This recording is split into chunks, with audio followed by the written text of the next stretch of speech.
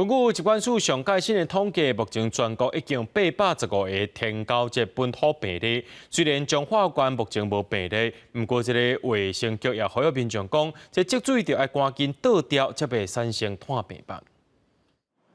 天气小热，台湾为6月开始，天9日的疫情开始炭，到7月31顶报上新的统计。目前全国已经有815例的本土天9日个案。虽然彰化县目前并无传出本土病例，但是附近的云林、台中、南投拢已经出现本土个案。这个本土病例其实拢是去到本来有疫情的所在。就是有的人去高雄，有的人去台南，像咱今日有通报这南投就是去云林县，有的是拢做实，咧园内底有一寡积水东西无处理。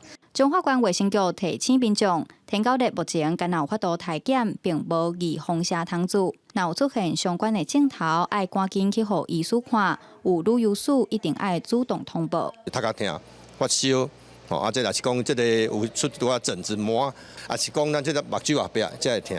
有这个镜头，你感觉到怀疑，紧来来去医疗诊所还是病院一解掉可能镜头有这镜头，或许是还好啊。不过你若搁顶第二个掉，迄真危险迄有可能有性命问题。医师表示，天9日未经过人甲人的接触传染，拢是靠花骹蚊仔、埃及斑纹加白线斑纹咧传病。